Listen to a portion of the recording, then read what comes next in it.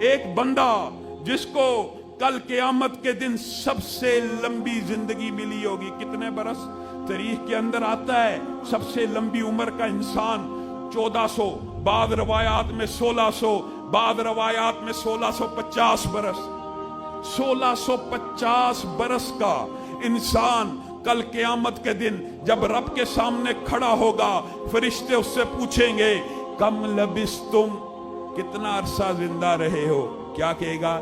لبسنا یومن او بعد یوم۔ لوگوں 70 برس نہیں، 60 برس نہیں، 100 برس نہیں، 1600 برس اس دنیا میں زندہ رہنے والا جب اس کی آنکھوں کے سامنے پردہ کھل جائے گا، ایک دن کی طوالت دیکھے گا، جب عقل میں ٹھکانے آ جائے گی، جب فلسفے اور منطق کی ساری دیواریں گر جائیں گی، جب اس کو پتہ لگ جائے گا اف، اب تو ارب سال، اب تو خرب سال، اب تو 10 خرب برس، اب تو زندگی ختم ہی نہیں ہونی۔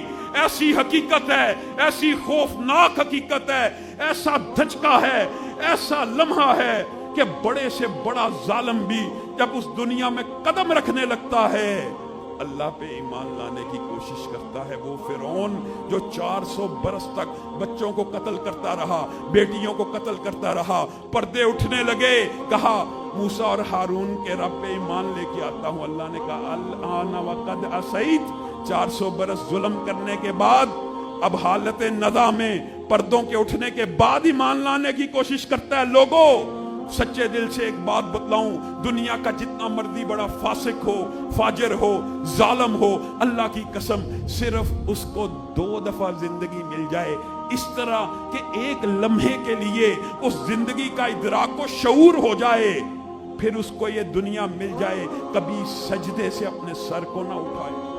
وہ بندہ جو 1600 برس کی زندگی پا کے گیا، ارب سال کی زندگی کی حقیقت کھلی، کیا کہے گا؟ لبسنا یومن او بعد یوم۔ اللہ اس زندگی کے سامنے وہ زندگی تو ایک دن بھی پورا نہیں تھا، وہ تو آدھا دن تھا۔ لم یلبسو، اللہ کہتا ہے الا عشیتن او ضحاہا، اور تم دن اور آدھے دن کی بات کرتے ہو۔ اللہ کہتا ہے چیخ اٹھیں گے، پکار اٹھیں گے، یہ زندگی اف، یہ زندگی جس کا ختم ہی کوئی نہیں، جس کا اختتام ہی کوئی نہیں، جس کا اینڈ ہی کوئی نہیں، جس کی اخیر ہی کوئی نہیں، اس کے مقابلے میں دنیا کی زندگی تو ایک پہر بھی نہیں، ایک ضحیٰ بھی نہیں، ایک عشیہ نہیں، نہ عشاء کا ایک لمحہ ہے، نہ دوپہر کا ایک لمحہ ہے، یہ تو ایک پہر بھی زندگی نہیں گزاری ہم نے۔ دنیا کی حقیقت انسان کے سامنے موت کے بعد آتی ہے۔ نبی کریم صلی اللہ علیہ وسلم آپ کو اور مجھے سمجھاتے دنیا سے چلے گئے، کیا کہا؟ اللہ کے نزدیک اس پوری دنیا کی حیثیت اگر مچھر کے ایک پر کے برابر بھی ہو، مچھر کے پر کے برابر۔ اللہ کون ہے؟ اللہ کا تعارف ہم نے سمجھا ہی نہیں۔ اللہ بہت بڑا ہے، یہ ایک الگ باب ہے۔ رب کہاں پہ ہے؟ اپنے عرش پہ ہے۔ عرش کتنا بڑا ہے، کرسی کتنی بڑی ہے، آسمان کتنے بڑے ہیں، یہ ایک لمبا چوڑا موضوع ہے۔ لیکن اس رب کے سامنے مچھر کا ایک پر کیا حیثیت رکھتا ہوگا؟ نبی کریم صلی اللہ علیہ وسلم ارشاد فرماتے ہیں اگر اللہ کے نزدیک اس دنیا کی حیثیت مچھر کے ایک پر کے برابر بھی ہو تو اللہ اپنا انکار کرنے والوں کو، اللہ اپنا کفر کرنے والوں کو، اللہ کو نہ ماننے والوں کو دنیا میں ایک گھونٹ پانی بھی نہ پلائے۔ لوگوں اللہ کے نزدیک یہ دنیا مچھر کے پر کے برابر بھی نہیں، اور میرے اور آپ کے نزدیک یہی دنیا اصل ہے۔ اسی دنیا کا سونا، اسی دنیا کی چاندی، اسی دنیا سے نکلنے والے ہیرے جواہرات میں اور آپ اکٹھے کرتے ہیں، رہ کہاں جانے ہیں؟ اسی دنیا میں رہ جانے ہیں۔ اللہ کی قسم اس دنیا کے سونے کے اندر ایک ماشا بھی کمی واقعہ نہیں ہو سکتی۔ جتنا اللہ نے پہلے دن پیدا کیا اتنا ہی آخری دن بھی ہونا ہے۔ ایک ماشا چاندی میں اضافہ نہیں ہو سکتا جتنی اللہ نے پہلے دن پیدا کی۔ وَلِلَّهِ مِيرَاثُ السَّمَاوَاتِ، اللہ ہی کے لیے یہ جو سونا چاندی ہے جس کے لیے جھگڑتے ہو, جس کے لیے لڑتے ہو, یہ اسی دنیا میں رہ جانا ہے. آخری انسان نے بھی جب دنیا سے رخصت ہو جانا ہے, ساری دنیا کا مال دنیا کے اندر ہی چھوڑ کے جانا ہے. کسی نے اس جگہ لے کے نہیں جانا. اس جگہ کیا جانا ہے؟ اس جگہ آپ کے اور میرے اعمال جانے ہیں. نبی کریم صلی اللہ علیہ وسلم آپ کو اور مجھے سمجھانا چاہتے ہیں. کیا سمجھانا چاہتے ہیں؟ کہتے ہیں دنیا کی حیثیت میری نظر میں کیا ہے. صحابہ کو یہ بات بتلانا چاہتے ہیں. ایک بکری کا بچہ پہاڑ کے اوپر مرا ہوا پڑا ہے.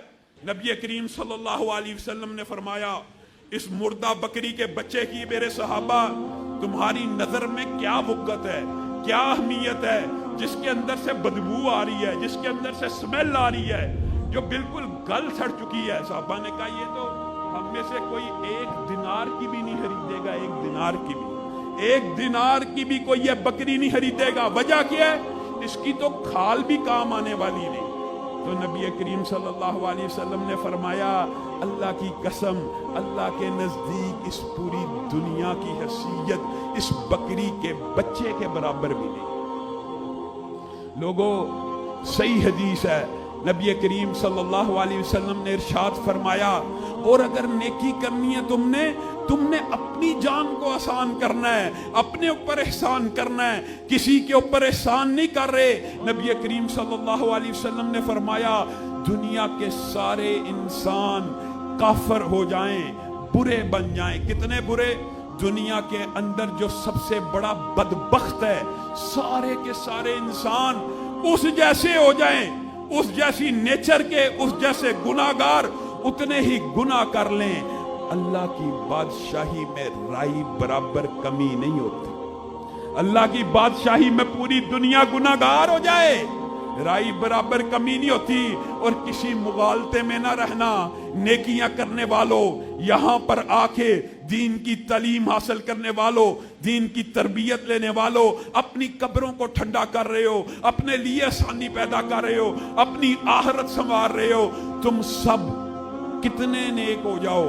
اللہ کے نبی نے کتنی عظیم بات کی ہے. ایک حدیث انسان کی زندگی کو بدل سکتی ہے. تم میں سے ہر انسان تم میں سے سب سے بڑے متقی کے جیسا ہو جائے. سب سے بڑا متقی انسانوں میں کون ہے؟ نبی کریم صلی اللہ علیہ وسلم ہے. نبی کریم آپ کو اور مجھے سمجھا رہے ہیں اگر تم سارے کے سارے انسان دنیا کے سب سے زیادہ متقی انسان جیسے بن جاؤ, نبی کریم صلی اللہ علیہ وسلم جیسے ہلاک ہو جائیں, اعمال ہو جائیں, سارے کے سارے انسان اتنے نیک ہو جائیں, اللہ کی بادشاہی میں رائی برابر بھی اضافہ نہیں ہوتا. لوگوں ہم کس باغ کی مولی ہیں؟ ہم تھوڑی سی نیکی کر لے, ہم سمجھتے ہم نے کوئی بہت بڑا کام کر لیا. 8-8 10-10 گھنٹے 60-70 برس کی زندگی کے لیے محنت کرنے والوں, کیا کبھی سوچا ہے ارب سال, خرب سال کی زندگی گزارنے کے لیے ایک دن میں ہم 8 گھنٹے نہیں 16 گھنٹے محنت کرنی چاہیے. کم از کم دگنی محنت کریں. نہیں, دگنی بھی نہیں, 8 بھی نہیں کرتے. ہم تو دنیا کے لیے جتنی محنت کرتے اتنی بھی نہیں کرتے. اللہ کا بھی مطالبہ نہیں, اللہ بھی تم سے یہ تقاضا نہیں کر رہا. اللہ بھی بہن بیٹیوں سے, میرے بھائیوں سے صرف یہ تقاضا کر رہا ہے کہ جب مؤذن حیا علی الصلاۃ کہے, حیا علی الفلاح کہے, پھر دکانوں کے شٹر گر جانے چاہیے, پھر کاروبار بند ہو جانے چاہیے. یہ رب کی پکار ہے, یہ رب کی آواز ہے, یہ فلاح کا رستہ ہے. پورے دن کے اندر با جماعت 5 نمازیں پڑھنی ہو, گھر سے آنے جانے کا سفر ملا لو, 1.5 سے 2 گھنٹے لگتے ہیں. 24 گھنٹے میں ارب سال کی زندگی کے لیے صرف 1.5 گھنٹہ محنت کر لو, اللہ 24 گھنٹے عبادت میں لکھ دے گا. اور بہنیں گھر میں آدھا گھنٹہ میں گارنٹی سے کہتا ہوں 40 منٹ لگتے ہوں گے, 5 نمازوں کو ادا کر لیں, 24 گھنٹے اللہ عبادت میں لکھ رہا ہے. اللہ اجر لکھنے میں کمی نہیں کرتا. سستی اور کمی تم میں اور مجھ میں ہے صرف نماز کے باب کے اندر, اور نماز تو ایک بہت بڑی عبادت ہے. اس کے ایک جز کے حوالے سے اگرچہ موضوع سے اتنی مطابقت نہیں رکھتا لیکن بات آئی ہے تو کہہ دیتا ہوں، ابھی نماز نہیں پڑھتا، صرف وضو کرتا ہے، حدیث میں آتا ہے ہاتھ دھوئے ہاتھ کے گناہ معاف، ناک دھویا ناک کے گناہ معاف، چہرے کے گناہ معاف، منہ دھویا پلکوں کے، آنکھوں کے، کانوں کے گناہ معاف، جب پاؤں دھوتا ہے پورے جسم کے گناہ معاف ہو چکے ہوتے ہیں۔ اگر نماز کے مقدمے کے اندر سارے کے سارے گناہ معاف ہو گئے تو نماز میں تیرے رب کی رحمت کتنی ہوگی۔ ابھی نماز کے لیے گھر سے نکلا ہے، نبی کریم صلی اللہ علیہ وسلم نے ارشاد کیا ہے کہ اس کا سٹیٹس بدل گیا، اس کا رتبہ بدل گیا، اس کا مقام بدل گیا۔ اے آقا کیا مقام بدل گیا، کیا سٹیٹس بدل گیا؟ نبی کریم نے کہا وضو کر کے گھر سے نکلا ہے تو ایسے ہو گیا جیسے حج کے لیے احرام باندھنے والا۔ چھوٹی بات ہے، اگر گھر سے نکل کر ابھی نماز کے لیے چلا ہے، اللہ اس کا سٹیٹس حالت احرام کا کر رہا ہے، مسجد میں جانے کے بعد اس کا سٹیٹس کیا ہو؟ بہن گھر میں وضو کر رہی ہے، اللہ اس کا سٹیٹس بدل رہا ہے، نماز ادا کرنے کے بعد کیا سٹیٹس ہوگا؟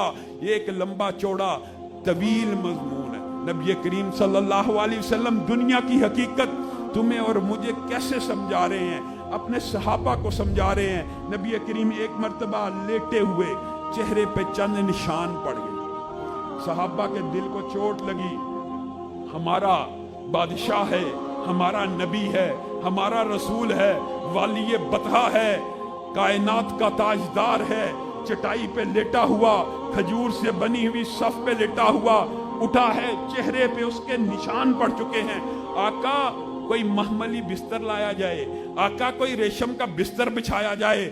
نبی کریم صلی اللہ علیہ وسلم کبھی غصے میں نہیں تھی آتے، کبھی ان کے ماتھے پہ سلوٹ نہیں تھی پڑتی، صحابہ کو ڈانٹتے ہیں، تم نے مجھے کیا سمجھا ہے؟ میں محمد صلی اللہ علیہ وسلم کی مثال ایک مسافر کی سی ہے اس دنیا میں، تم کیا سمجھتے ہو میں یہ بچھونے دنیا کے اندر اپنے نیچے بچھاؤں اور جنت میں ان سے محروم رہ جاؤں؟ حالانکہ بچھونے کے اوپر سویا جا سکتا تھا۔